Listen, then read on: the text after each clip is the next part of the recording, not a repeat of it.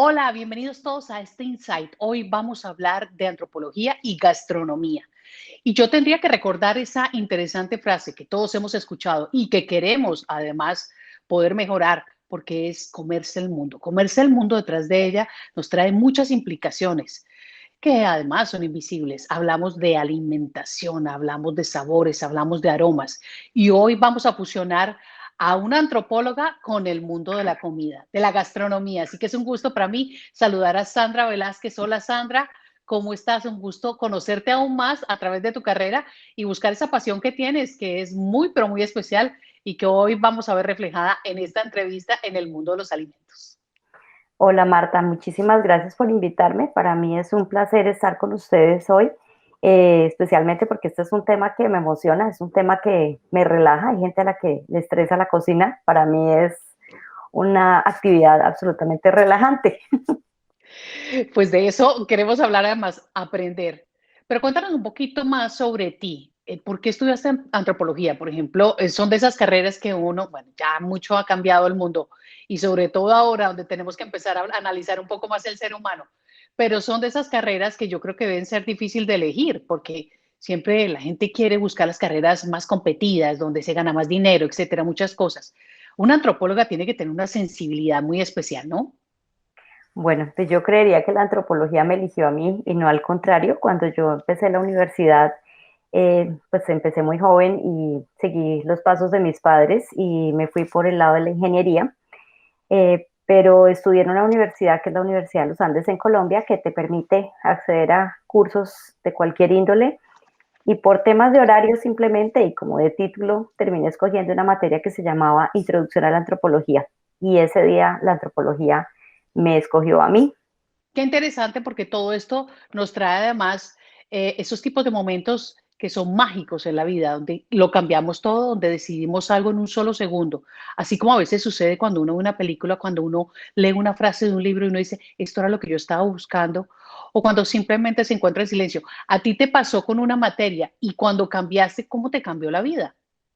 Pues totalmente, el primer susto fue con mis papás. Yo vengo, como les decía, de una familia de ingenieros. Yo pensé que mi papá le iba a dar, como decimos los antioqueños, un patatús. Ujú. Yo fui a la universidad, saqué Patatús, entiéndase para personas de otras culturas que no son colombianas, un lo susto muy grande donde se pierde además el sentido, sobre todo el sentido del humor. Y entonces, Entonces dije, no, mis papás, mejor dicho, se van a infartar. Me fui, saqué un registro de calificaciones. Yo vivía en Bogotá, mis papás en otra ciudad en Colombia, y me fui ese fin de semana y llevé mis calificaciones y les dije, sé que llevo 7 semestres estudiando ingeniería, pero me voy a cambiar de carrera, no porque me vaya mal, sino porque encontré que esto es lo que quiero hacer en la vida. La respuesta de mi mamá como buena ingeniera fue, qué bueno que vamos a tener a alguien no tan cuadriculado en la casa. Y mi papá ok, lo único que me dijo fue, haz lo que te haga feliz. Así que de ahí en adelante me apoyaron y me siguen apoyando al 100% en todo este proceso de aprender cada día. qué maravilla, porque estamos en una etapa y unas nuevas generaciones donde creo que la manera de pensar el futuro de nuestros jóvenes y nuestros adolescentes tiene que estar basado también en eso. Nos hemos quitado también unos muros de contención del tener que ser al querer ser. Y esto es muy importante. 7 semestres son 7 semestres. El cambio fue brutal, o sea, el cambio es duro. De ahí en adelante tenías que volver a empezar, como lo hacemos nosotros cuando cambiamos de país. Y yo creo que tú también lo has hecho ahora que eres nuevo inmigrante y que has comenzado de nuevo. ¿Cómo ha sido esto para ti en tu vida y cómo lo ves a través de ese estudio que hiciste en antropología? Bueno, pues ese proceso migratorio es interesante y es, digamos que de alguna manera para los migrantes es como la suma tal vez de todas las cosas que nos pasan en la vida. Pienso que uno como inmigrante, la maleta que más empaca es la maleta de las herramientas que ha construido a lo largo de su vida, en todo sentido, en términos de inteligencia emocional, en términos de educación, por supuesto, en términos de la manera como uno aprende a relacionarse con los demás. Entonces creo que es una experiencia muy interesante, no es la primera vez que emigro de Colombia, pero creo que esta pues seguramente va a ser la definitiva por muchas razones y porque Canadá nos ha acogido de una manera maravillosa y asimismo la comunidad de hispanos también ha sido pues muy, digamos, voy a usar un anglicismo, pero ha sido absolutamente welcoming con nosotros y vemos que es un buen momento para migrar de manera permanente a Canadá. Entonces creo que todos los que somos migrantes sabemos que eso es un empezar de nuevo, pero cuando uno se da cuenta, uno igual trae la maleta con todas las herramientas. Y hay un momento donde hace boom y todo se junta y es como esa configuración positiva donde las cosas empiezan a funcionar, donde tú dices, ahora sí necesito sacar lo que traigo en esa maleta. Bueno, somos una combinación, Sandra, hablando de lo que traemos en la maleta y lo que dejamos también. Pero muchas cosas van cambiando. El ser humano, yo no sé cómo lo podríamos describir antropológicamente, pero me imagino que tiene que ver con el dónde nació, costumbres, tradiciones, la preparación de todo lo que llega en esa programación desde que uno nace y es pequeño, lo que le enseñaron, lo que le gustó, lo que comió en casa, todo eso se va quedando ahí adentro para hacerlo a uno quien es. Pero también hay muchas cosas a las que a veces nos cerramos y dejamos de percibir. ¿Esto cómo lo ves ahora en el mundo? ¿Cómo percibes tú el ser humano? Pues bueno, esa pregunta es complicada porque estamos en un momento, como bien dices, Marta, de absoluto cambio y transformación en todos los niveles, a nivel yo creo que incluso físico, a nivel cultural, y físico me refiero en términos fisiológicos, los seres humanos vamos a tener una transformación fisiológica positiva y negativa al tiempo con esto que nos está pasando. Ya vamos a completar un año todos en todo el planeta encerrados. Entonces, por ejemplo, ya hay incluso preocupaciones por la reducción de la movilidad, de la actividad física, pero al mismo tiempo ha sido bonito ver que la gente ha aprendido a vivir con lo básico y ha retomado de alguna manera la posibilidad de darse tiempo. Si bien tenemos distracciones en el mundo de la virtualidad y la gente está conectada en Facebook, está conectada en WhatsApp, en un montón de redes, yo pienso que las han tomado en este momento de la pandemia para suplir lo que es valioso y no hemos podido disfrutar en otro momento de la vida, como es reconectarnos con la gente. Entonces uno empieza a ver que la gente con la que uno no hablaba hace 4 años, ahora le manda un mensajito en Facebook. Dice, oiga, ¿cómo ha estado? Ahora sí me Ahora caes sí bien. tenemos tiempo de hablar. Ahora sí puedo saber cómo va mi amiga del colegio con la que no hablo hace 15 años. Entonces, evaluar lo que Es sí vale la valioso. pena y lo que no. Es otra escala de Correcto, valores la que se está cambiando, entonces. correcto. En ese sentido, yo considero que uno de los temas importantes un poco para lo que veníamos conversando de la alimentación es cómo la alimentación ahora que estamos en casa probablemente va a retomar la importancia que tradicionalmente ha tenido. Yo creo que eso va a ser valioso. La gente por temor, por ingresos, por facilidad incluso en este momento, va a tener que volver a las cocinas, va a No, tener no, que no, volver al hogar. nos guste o no nos guste, ya volvimos. Nos toque o no nos toque. Detrás de las cocinas, detrás de los sabores, detrás de las especies, hay mucho que decir. Y bueno, hoy nos vamos a enfocar definitivamente en todo ese proceso de evolución del ser humano, que muchos dicen cuando estamos hablando con personas expertas en distintas ciencias, el ser humano siempre se adapta. Algunos se quedan, otros siguen, pero el ser humano va a seguir adaptándose. Vamos a ver cómo vamos a salir o ir saliendo de esto. Creo que no lo vemos ya y estaremos hablando con Sandra de todos estos aspectos. Pero hoy enfoquémonos a la cocina, que es otra de tus pasiones, además, que nos encantaría saber todo eso que tú sabes, aunque mezclas mucho la antropología con esta pasión que traes de también tu familia, que creo que es experta en eso, y de una habilidad y un talento que tienes con la cocina y con todo lo que hay alrededor de la gastronomía, ¿no?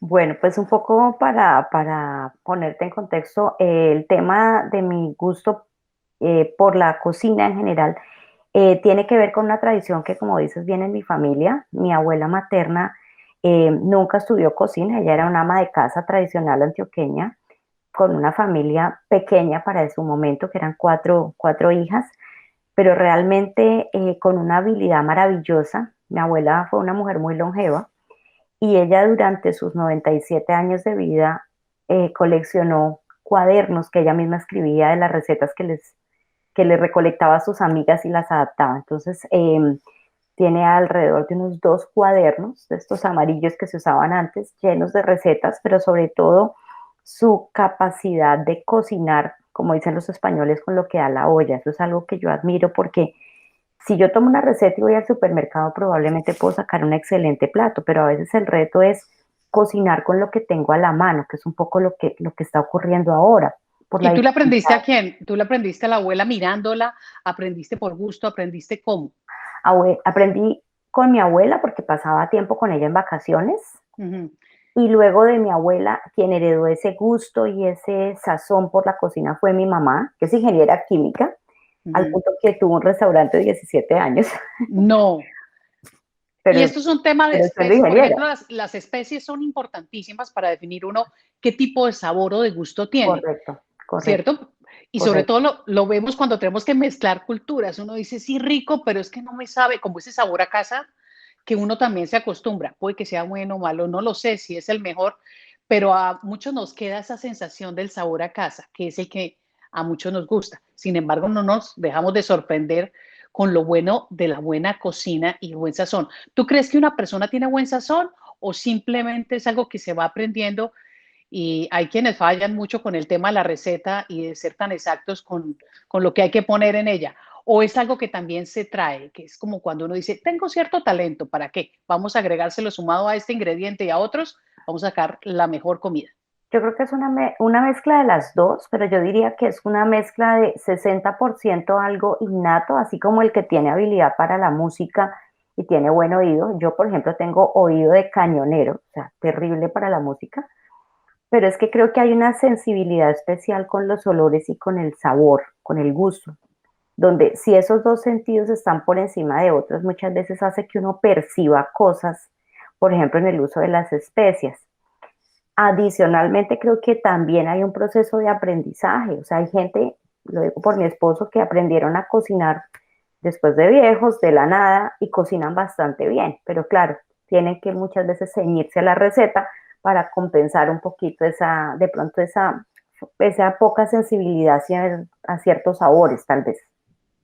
Mira, y bueno, ya te voy a hacer unas preguntas de lo que nunca puede faltar en una cocina, independientemente de dónde venga, porque cuando uno está hablando de un país, por ejemplo, no puede faltar el curry en la parte Ujú. del oriente, en algunos sitios no puede faltar el picante, en otros sitios no puede faltar el comino, el cilantro, el limón, en fin, cada cocina es un mundo distinto y ahí nos vamos adaptando. Pero ¿qué es como lo básico que uno siempre hay que tener?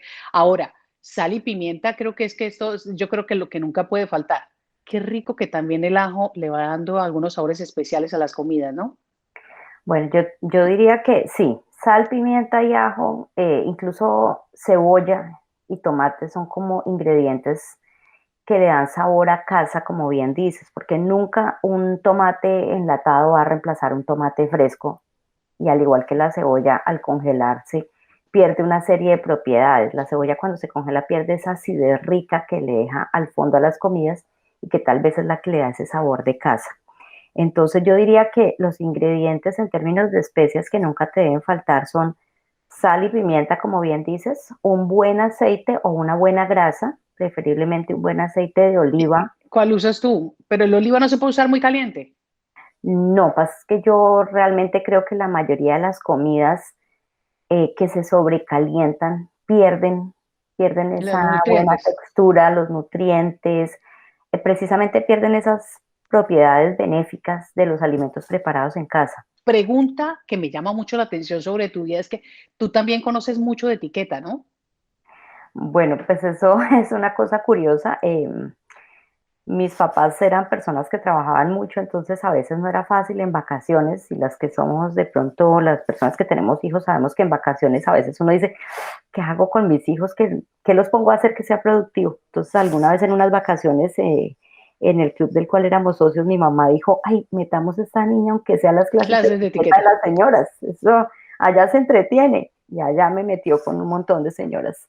Entonces es muy bonito porque eso me ha servido muchísimo en la vida. Por mi trabajo como antropóloga me he tenido que mover en diferentes espacios, desde espacios de mucha formalidad, digamos, donde la etiqueta ha sido Ujú. importantísima, hasta lo otro que te enseñan en el fondo, que es la capacidad de relacionarte con cualquier tipo de persona, sin importar su condición de género, sin importar su condición de clase, que es un término que odio, pero que existe y que hay que entenderlo. Si la persona Por Eh, ejemplo, hay gente que dice, hay actually, algunos que molesta que usted digamos, se consuma todo el plato, que es una grosería. Otros dicen, no, es bueno que no quede nada en el plato. exacto, El sorber, el no sorber en algunas culturas, el hacer correcto. ciertos gestos. ¿Qué te ha sorprendido? Danos datos de eso que nos llaman mucho la atención. Pues digamos de las cosas curiosas es que pues nosotros tenemos unos modales, unas maneras que vienen pues totalmente de Occidente y de Europa, entonces desde la urbanidad de Carreño hasta su evolución hoy en día. Y yo me acuerdo que en la mesa siempre nos enseñaron que no podíamos hacer ningún ruido, o sea, dejar caer el cubierto fuerte, por ejemplo, nos parecía terrible. Si tenías que tener algún gas, eso uno se lo tragaba porque ni un ruido en la mesa. Y hay una región de Europa donde la mejor manera de expresar tu agradecimiento por la comida en una parte del este de Alemania es un gran eructo al finalizar una comida. Tú terminas de comer, por lo general la bebida es una cerveza, entonces lo consiguiente es un eructo gigante. Y Mientras más quedaste ahí, grande, sí, lleno. quiere decir que la comida estuvo perfecta. Satisfecho. Sí, sí, sí, sí, para mí eso Lo que no fue es permisivo para sorprendente. nuestros latinoamericanos, ¿no? Es absolutamente Nunca. absurdo poder escuchar algo así, es totalmente lo contrario. Sandra, un dato interesante, por ejemplo, de la comida asiática, ¿qué recuerdas? Pues algo que ahora todos tenemos que mantener en la mente y ellos lo hacen como parte de su tradición milenaria es no solamente lavarse, sino lavarse muy bien las manos antes de comer. Entonces, como bien dices, los negocios en la cultura asiática, particularmente en la japonesa, suelen cerrarse en los restaurantes, especialmente de sushi o de teriyaki, y por lo general lo primero que te pasan a la mesa antes de cubiertos y de cualquier cosa son las toallas tibias para que tú, además de haberte lavado las manos antes de entrar al restaurante, vuelvas y te las limpies antes de ingerir los alimentos. Y ese significado en el mundo antropológico, ¿qué es? ¿Qué significa? Es un poco el respeto por los alimentos, es decir, tú vas a ingerir algo que merece respeto. Ujú. ¿Por qué? Porque te hace bien. Los griegos decían que el alimento sea tu medicina, eso es algo que no se nos puede olvidar. El alimento que ingerimos es un alimento que tiene que ser consciente y que tiene que ser también respetado, porque un poco en la lógica del círculo de la vida es algo que vuelve a ti. Eso tiene un arraigo en la tradición budista, ¿sí? Yo me voy a tener que comer este pez porque, pues, dicho de otra manera, es parte de la cadena alimenticia, Sí. como este sushi, pero es porque me va a beneficiar a mí. Es parte del respeto y de agradecimiento a cómo la naturaleza nos devuelve los alimentos. Pues partiendo de ese respeto, vamos a ir a un cuestionario que es el que hacemos siempre en nuestro Insight hoy, fusionando un poco el tema de la gastronomía, los alimentos y, como les decía, los aromas con la antropología, que ha sido el estudio y la trayectoria que trae Sandra Velázquez, que hoy nos ha dado la oportunidad de hablar de su gran pasión. Así que voy con lo que has aprendido y vuelvo una vez más a contarle a todo nuestro auditorio. Este es un tema experimental y es porque has llegado, pero mucha gente que te conoce dice, ella es buenísima en la cocina, así que hoy la vamos a aprovechar en nuestras redes. ¿Estás lista, Sandra? Vamos con preguntas Dale. concretas y respuestas cortas.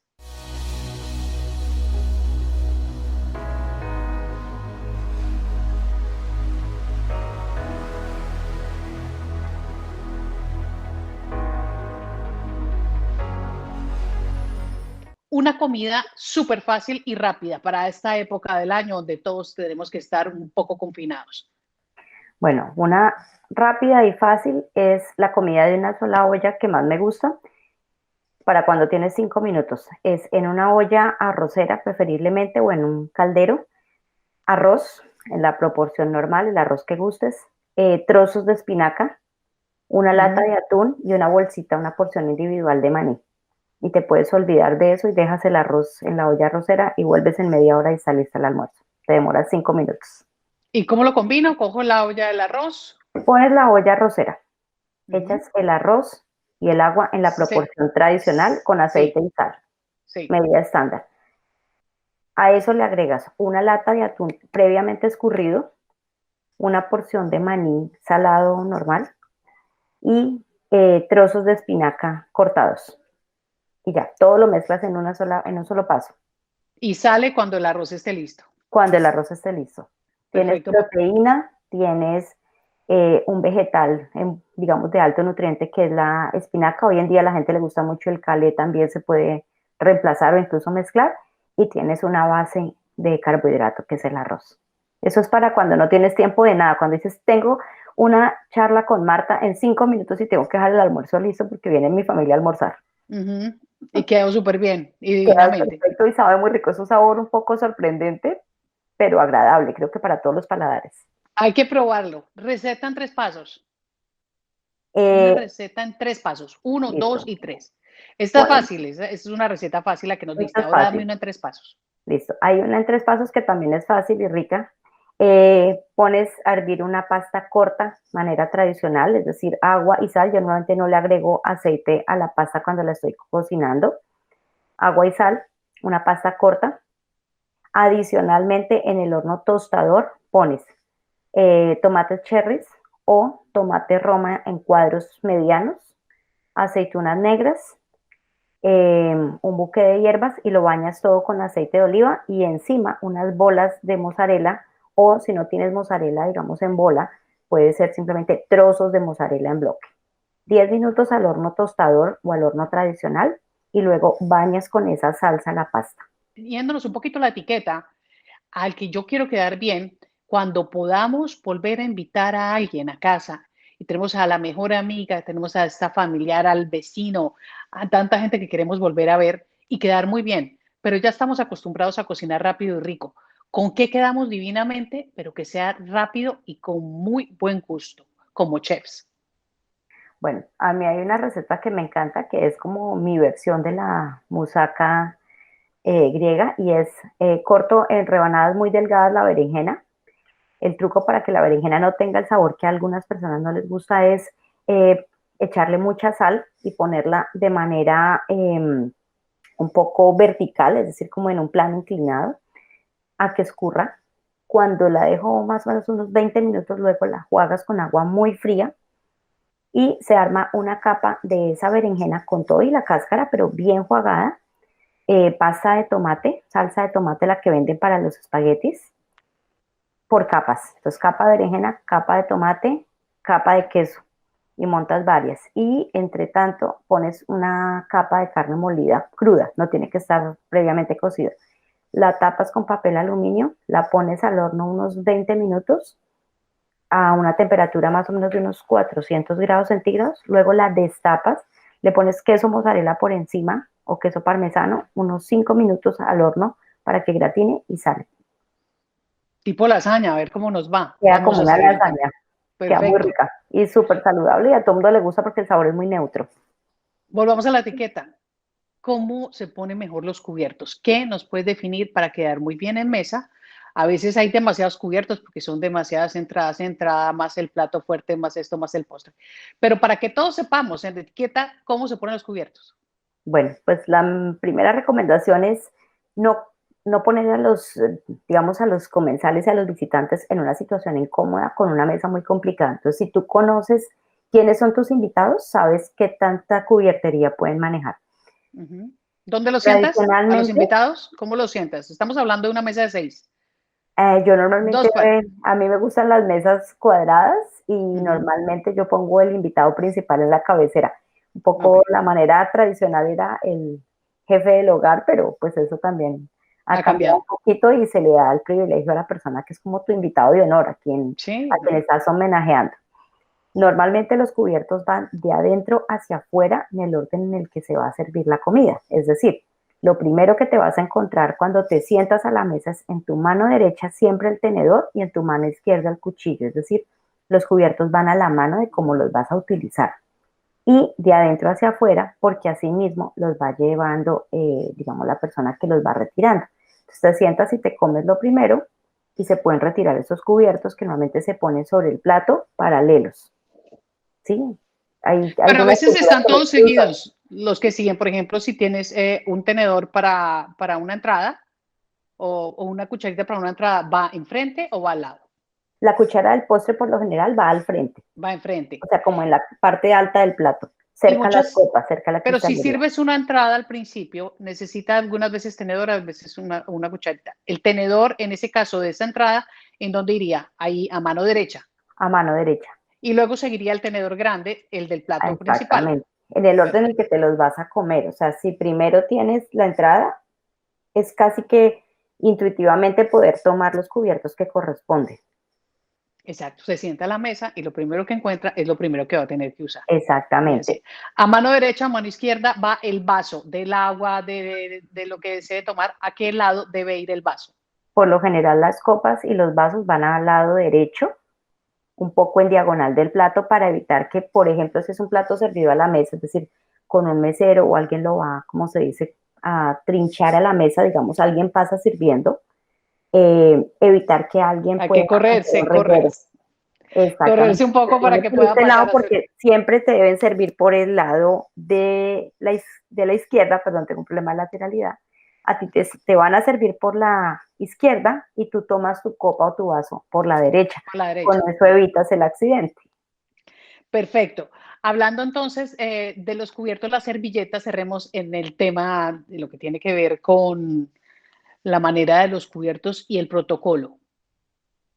Bueno, ahí hay una cosa muy interesante con la servilleta y es que hace unos años la costumbre era que la servilleta iba muy decorada y digamos que iba muy manipulada.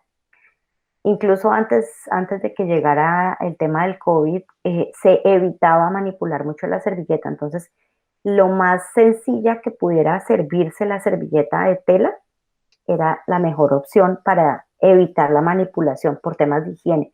Entonces, Y a mí ponerla. personalmente me encantan los servilleteros que vayan a juego con el resto de la mantelería. Ujú. Tengo servilleteros de todos los colores, porque si mi mesa está de rojo, porque es Navidad, pues le pongo un servilletero rojo en triángulo y entra y ella misma se va a formar y evita la manipulación de la servilleta. Bien, y lo primero que hacer es tomar la servilleta y ponerla precisamente en el. Exactamente. En la parte baja, digamos como sobre la pierna, y a los hombres solamente en la pierna derecha únicamente. Los hombres no la deben usar completa, sino solamente una de las piernas, la derecha. Cerremos etiqueta, cómo deben quedar los cubiertos y qué tanto debe quedar en el plato al finalizar, después de haber degustado una rica comida. Bueno, normalmente los dos cubiertos, digamos, principales de la última comida deben quedar de manera diagonal en el plato. Depende también, hoy en día hay platos cuadrados muy bellos, entonces depende de la vajilla, pero por lo general en diagonal, de lado y ordenados para indicar que Unidos. ya terminaste, sí. Ujú. ¿Hacia Para, arriba o hacia abajo el tenedor? normalmente se pone hacia abajo para indicar que ya terminaste. Ok, bueno. Entonces vamos con ella, ahora vamos a otro, un buen desayuno, algo que nos haga sentir bien, rico, sano, nutritivo y rápido también, porque hoy estamos hablando de eso, de la rapidez que nos encanta, pero que también nos dé ese gusto y ese sabor de satisfacción. Bueno, a mí hay una receta que me encanta cuando voy corriendo y solamente uno tiene 5 minutos para subirse al carro y más o menos va a desayunar en el carro. Y es algo que aprendí en México que se llama el chocomil, que ellos toman un banano, una banana dulce o plátano, como le dicen en algunos lugares, se mete a la licuadora con un poco de leche, si alguien no toma leche puede usar leche de almendras, y una cucharada pequeña de cocoa neutra, cocoa en Ujú. polvo. Y eso se licúa con unos cubitos de hielo y eso forma un batido que tiene más o menos unas 200 calorías, pero te estás comiendo un banano entero, una porción de proteína que va en la leche o en el yogur y el sabor rico así, un poquito eh, como de alcahuetería que nos damos con el cacao, Y eso le sin aguanta generar calorías. toda la mañana le aguanta con Aguanta eso. 2, 3 horas, te lo digo yo que soy hipoglicémica, pero aguantas 2, 3 horas. Ese es uno. ¿Cómo? Ah, bueno, dame otro porque Hay ahí otro voy con muy la rico siguiente. que es hacer un pancake, pero un pancake que sí sirva, porque es que los pancakes de solo harina, pues estás comiendo esa harina y a la media hora te va a dar hambre. Entonces yo pongo en la licuadora, o digamos lo que se llama también el Magic Bullet, a mí me gusta mucho la licuadora pequeña, Sí. pones unas 4 cucharadas grandes soperas de avena, un huevo, un poquito de leche, un poquito de canela, lo licúas y con eso te armas unos pancakes que realmente no tienen harina, son solamente avena y le puedes poner unos trocitos pequeños de banano al licuarlo, entonces te da el sabor del banano. Con eso te puedes armar un pancake. Si estás muy, muy, muy, muy mal de tiempo, lo puedes poner simplemente con más leche para que te quede más líquido y lo pones en el sartén como dándole la vuelta al sartén para que forme un crepe, una crepa. Simplemente la doblas en 4 y le puedes poner incluso proteínas, le pones un queso blanco en el centro cuando le estás doblando y ya. Ese también sirve para comérselo incluso entre el carro cuando vas por la autopista. ¿Cómo conquistar a un adolescente? Bueno, eso es difícil. A mí hay una cosa que me funciona. Tengo un hijo preadolescente y la mejor forma de convencerlo de que coma saludable sin que se dé cuenta es, una, hago las hamburguesas en casa de carne magra y la otra que me encanta es que les hago un buffet de sándwiches. Entonces pongo muchos recipientes con muchas verduras, lechuga, tomate, pepino en rebanadas, diferentes jamones, preferiblemente naturales, tajadas de queso y panes integrales. Y les hago en una noche buffet de sándwiches. Ellos se sienten en el Subway, comen 3 o 4 porciones de verdura y no se enteraron. Algo tienen que agarrar. De tanta posibilidad, hay muchas maneras de poder organizarse una buena comida. Llegó una visita inesperada y no tenemos ni sabemos qué hacer. ¿Qué te parece? ¿Qué hacemos ahí? Y ya me diste las bases de la comida, pero no sé si se te ocurre algo en este instante de que se puede preparar inmediato y rápido. Bueno, a mí me gustan mucho cosas como de picar a la mesa. Entonces, por lo general me gusta mucho tener alguna base cremosa, tipo queso crema o una sour cream. Se le puede agregar cebollín y si uno tiene la nevera, así no fui al supermercado esta semana, un poquito de estragón, se mezcla y unas galletitas de sal, por ejemplo, con esa salsa. Bueno, y cerremos entonces con 5 ingredientes. Algo que no puede faltar, que nos saque de los apuros que muchas veces nos da cuando nos llega una visita, pero cuando también abrimos la nevera, tenemos a la familia ahí pendiente diciendo, ¿qué hará mamá? ¿Qué hará papá? ¿O qué hará alguien? Porque a veces nuestros hijos se vuelven expertos también en la cocina.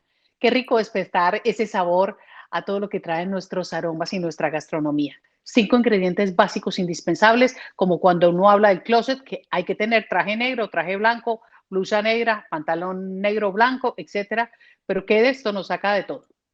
Bueno, hay 5 cosas que si las tienes te salvan, pero no te estorban nunca, que son una crema o una base cremosa, preferiblemente en lata para que no tengas que pensar que se te va a vencer, sal gruesa, o sea, sal marina o sal del Himalaya, una lata de atún, porque el atún estamos mal acostumbrados a comerlo solo de la manera tradicional y tiene muchas opciones.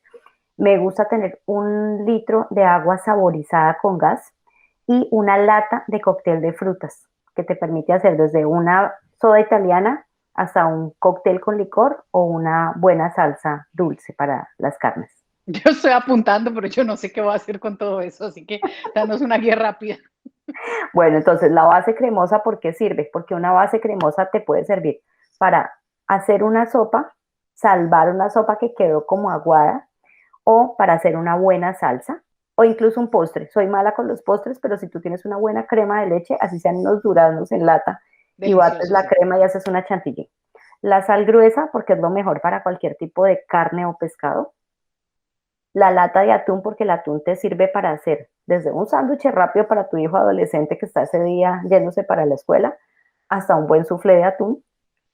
El agua saborizada con gas, porque te sirve para hacer una bebida alcohólica o no alcohólica diferente para tus invitados. Y el cóctel de frutas, porque te sirve para hacer o bien una bebida, o bien un postre, o bien te sirve para hacer una buena salsa dulce, por ejemplo, para un pollo o para un cerdo. Sandra Velázquez, un gusto conocerte aún más, especialmente hoy hablando de tu pasión al lado de lo que significa la cocina, los alimentos, la gastronomía. Y seguiremos hablando muchas otras veces para saber cómo la antropología nos puede ayudar en nuestro día a día. Un gusto tenernos hoy o tenerte a ti en Insights en @MartaPinzonMedia. Muchísimas gracias, Marta, por invitarme. Y a ti, gracias por atender esta cita. Nos encanta tenerte en nuestro Instagram y poder promover todas nuestras redes que siempre son con contenido y con diversidad. Un abrazo donde quiera que te encuentres. Feliz mañana, tarde o noche y nos veremos muy pronto aquí en nuestras redes.